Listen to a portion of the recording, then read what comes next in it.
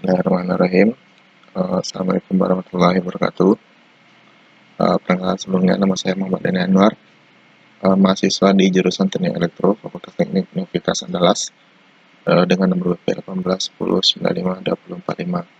Baiklah, di sini saya akan menjelaskan atau menerangkan tentang tugas dari dosen pengampu, yaitu mengenai elektronika atau telekomunikasi. Dan langsung saja untuk materinya bagi berikut. Yang pertama itu representasi sumber. Sumber yang mencatat sebuah rangkaian sumber dapat digambarkan sebagai sebuah sumber dengan konstan yang diserikan dengan tekanan dalamnya. Sebuah sumber arus konstan yang diserikan dengan tekanan dalamnya.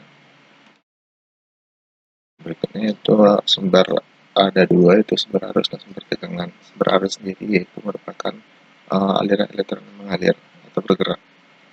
Yang kemudian yang kedua ada tegangan. Untuk sumber tegangan sendiri, dari pengertian tegangan sendiri yaitu tegangan adalah sebuah potensi yang terjadi antara dua titik. Berbeda dengan arus tadi, arus adalah elektron yang mengalir atau elektron yang bergerak dari potensial tinggi ke potensial rendah. Itu untuk arus. Kemudian ada berikutnya itu impedansi dan reaktansi. Impedansi adalah ukuran tempatan listrik pada suatu arus bolak-balik.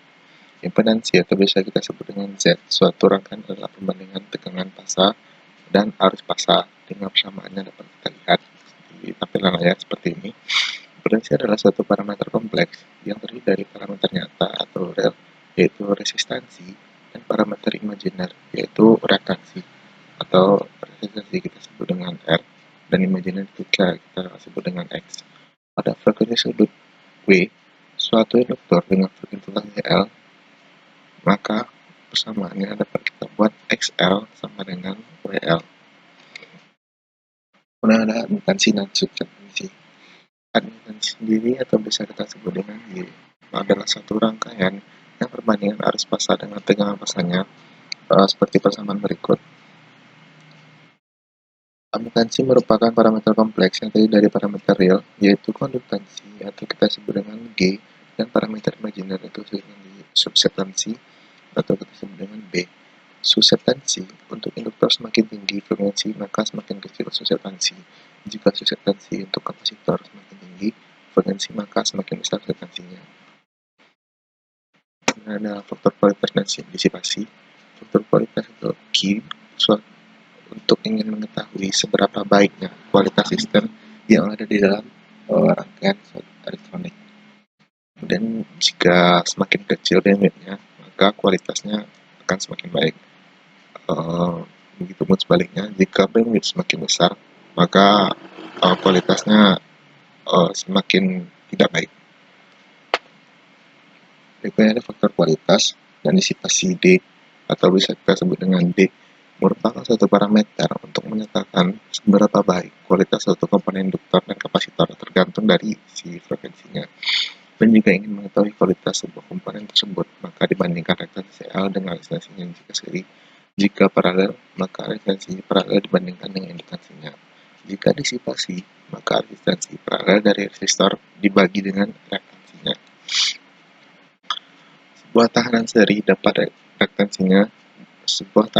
dengan reaktansinya maka dapat diganti dengan sebuah rangkaian resistansi paralel dengan indukansinya. Suatu resistansi atau R yang terhubung seri dengan reaktansi itu bisa kita buat dengan Z sama dengan R imajiner X. Dan berikut untuk persamaannya, admitansi ekuivalen rangkaian di mana Y sama dengan 1 per Z tambah G tambah imajiner B. Yang kemudian kita lanjut untuk persamaannya. Kemudian materi selanjutnya yaitu adalah rangkaian tala. Pada dasarnya, rangkaian tala ini merupakan rangkaian kompleks yang tersusun dari komponen utama berupa induktor dan kapasitor yang memiliki suatu frekuensi resonansi. Rangkaian tala berada dalam keadaan resonansi bila impedansinya menjadi resistif murni atau admitansinya menjadi konduktif murni. Dan inilah bentuk dari rangkaian tala. Di sini ada kapasitor, ada induktor.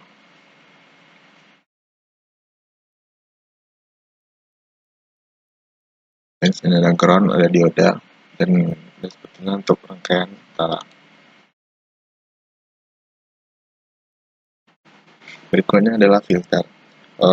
Filter sendiri adalah sebuah rangkaian yang dirancang untuk melewatkan sinyal dengan letak frekuensi tertentu dan menghilangkan atau memperlemah sinyal dengan frekuensi di luar frekuensi tersebut.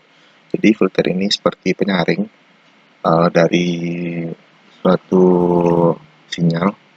Jadi misalnya kita memiliki sinyal 100 Hz dengan 100 itu ada noise di dalamnya. Sementara kita hanya ingin mengambil sinyal yang ada pada rentang 30 sampai 50 Hz. Maka kita gunakan filter yang mana nantinya di filter ini akan melewatkan sinyal dengan frekuensi 30 sampai 50 Hz. Sementara di luar dari 30 sampai 50 Hz itu tidak akan dilewatkan atau sinyal tersebut akan diperlemah atau dihilangkan. Nah, itulah sedikit tentang filter. Jadi filter adalah suatu device yang memiliki sinyal listrik berdasarkan pada frekuensi dari sinyal tersebut.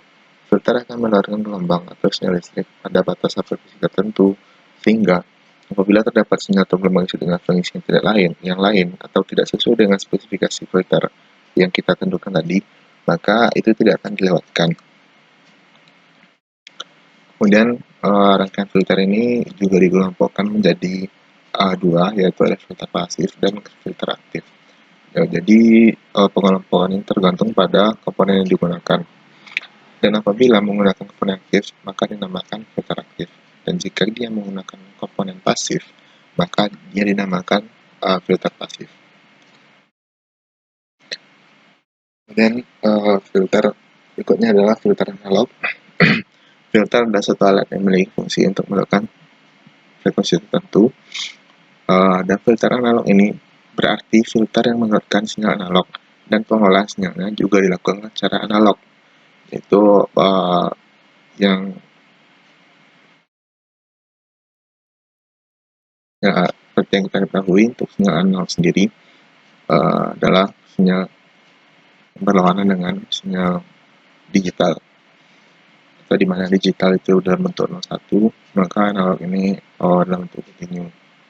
Filter analog banyak digunakan dalam sistem komunikasi, misalnya pada up dan converter untuk merancang duplexer, filter sinyal audio, filter RF, filter FSB, dan sebagainya. Kemudian ada macam-macam filter. Dari sifat penguatannya, itu dikelompokkan ada filter aktif, merupakan filter yang tersusun dari rangkaian filter dengan menggunakan komponen-komponen elektronik aktif.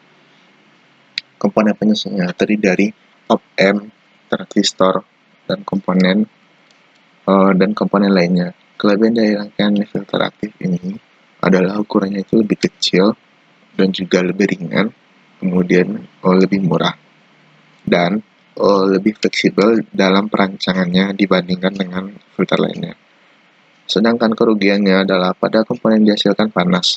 Terdapatnya pengaplikasian untuk frekuensi tinggi itu tuh terbatas. Kemudian yang kedua yaitu filter pasif. Filter pasif adalah rangkaian filter yang menggunakan komponen-komponen elektronik pasif saja, di mana untuk pasif sendiri adalah induktor, kapasitor, dan resistor.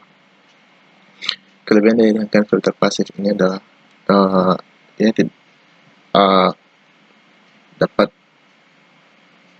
itu tidak mengandung begitu banyak noise atau sinyal gangguan yang tidak diinginkan. Seperti yang tadi saya contohkan, apabila kita memiliki 100 Hz sinyal dan kita ingin mengambil 30 sampai 50 Hz, maka di luar rentang itu dianggap noise atau merupakan gangguan dari filter dari sinyal yang kita inginkan. Maka si filter itu akan menyaring atau memisahkan antara sinyal yang kita inginkan dan tidak kita inginkan. Kelebihan dari rangkaian filter pasif ini itu tidak begitu banyak noise karena itu tidak ada penguatan dan digunakan untuk frekuensi tinggi. Sedangkan kerugiannya